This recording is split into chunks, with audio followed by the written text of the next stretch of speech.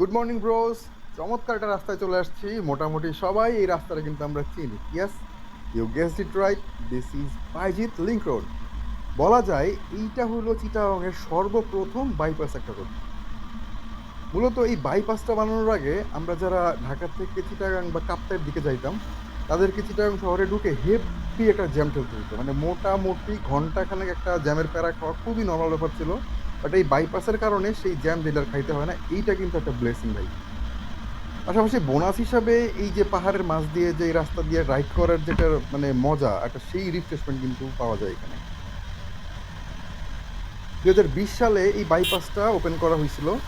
রাস্তাটা শুরু হয়েছে মূলত ফৌজদারহাট থেকে আর শেষ হয়েছে শেরশাহ এলাকায়।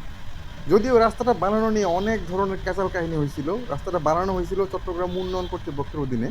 তবে পরিবেশ অধিদপ্তর আইসা আবার তাদের বিরুদ্ধে হিল কাটিং ম্যানেজমেন্টের একটা প্ল্যান ভায়োলেশনের অভিযোগ দেয়, যার কারণে বারবার কাজ স্থগিত হয়েছে, বারবার চালু হয়েছে এবং মোটামুটি এক পর্যায়ে কাজ বন্ধই হয়ে গেছিল।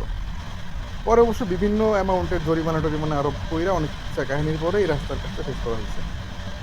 যেহেতু পাহাড় কাইটা এই রাস্তাটা বানানো লাগবে, তাই ইনস্ট্রাকশন ছিল হলো 26 ডিগ্রি অ্যাঙ্গেলে পাহাড়টা কাটার, কিন্তু বাস্তবে আসলে দেখেন এই যে কাইটা ফেলা হয়েছে 90 ডিগ্রি অ্যাঙ্গেলে, যার কারণে এই রাস্তাটা বর্ষাকালে মোটামুটি কিন্তু একটু রিস্কি হয়ে যায়। ল্যান্ডস্লাইডের ঘটনাও মোটামুটি একটা দুইটা বোধহয় ঘটছে অলরেডি। 6 কিলোমিটার লম্বা যে বাইপাসটা, এইটা বানাইতে মোট 18টা পাহাড় কাটতে হয়েছিল। যাই হোক, অনেক ইতিহাস বলে ফেলছি। যত কিছুই হোক, এই রাস্তাটার ভিউটা আমার কাছে কিন্তু ভাই অস্থির লাগে। এখানে ওয়াইড অ্যাঙ্গেলে ছবি তুললে যে একটা ভিউ আসে বা একটা ডেপথ আসে, এটা মানে মারাত্মক। আপাতত তাইলে ভিউটা এনজয় করি, আপনারাও করেন। আর এই রাস্তাটা কার কার ভালো লাগে কমেন্টে জানেন কিন্তু।